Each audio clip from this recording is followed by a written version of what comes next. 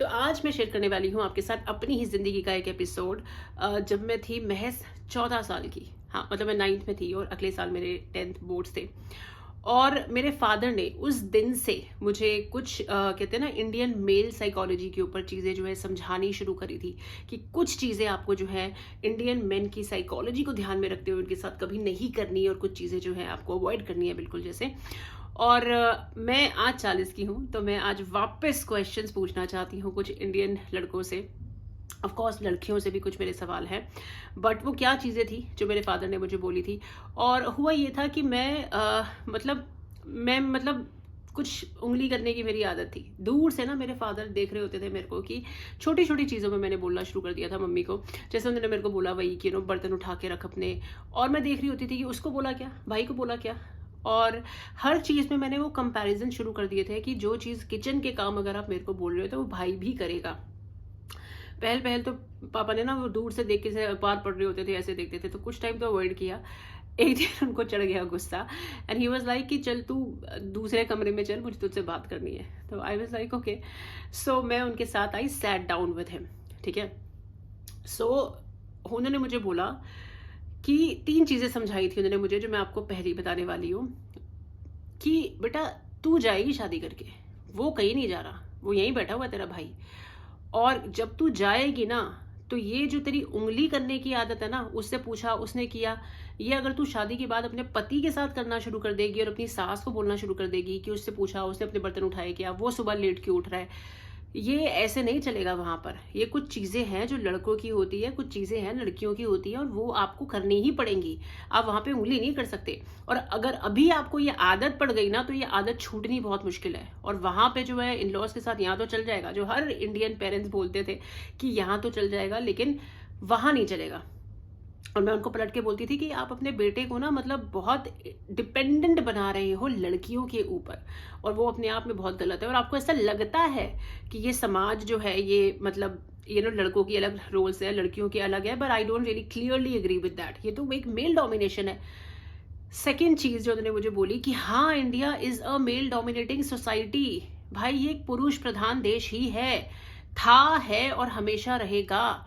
और इसमें अगर आप एक्सपेक्ट कर रहे हो ना कि आप जो है ऑफिस से आओगे, लड़का क्या करेगा पता है आपको? अखबार लेके बैठ जाएगा या टीवी के आगे रिमोट लेके बैठ जाएगा, क्रिकेट देखने लग जाएगा। वहां पे अगर आपने कुछ बोला ना, तो वो अपनी माँ के बारे में एक वर्ड नहीं सुनने वाला, और बदले में वो तेरे को बोल देगा कि भाई एडजस्ट करना सीखो। ऐसा ही है। लड़कों के अंदर ये सेंसिटिविटी नहीं है कि अगर माँ ने कुछ बोला है गलत है तो मैं अपनी बीवी को जो है सपोर्ट करूँ या कुछ करूँ। करेगा तो जोरू का गुलाम कहलाएगा, जो बहुत ही कम लड़के कहलाना पसंद करते हैं। मेजोरिटी ऑफ मेन जो होते हैं, they don't really agree with what you will say. They will always take their mother's side. Doesn't matter वो लव मैरिज है या अरेंज मैरिज है, ये चीजें अपने दिमाग में बिठा ले। एंड आई वॉज लाइक कि पर ये, मतलब मेल डोमिनेशन, पुरुष प्रधान, I don't know where it is coming from. Clearly I can see पापा, ये चेंज होने वाला है। लड़कियों की आज़ादी जो है यहाँ पर, टू स्पीक, टू थिंक, कहाँ है? वो भी सेम स्कूल में जा रहा है, मैं भी सेम स्कूल में जा रही हूँ। हमारे माइंड डेवलप हो रहे हैं। I have the right to question at least, right?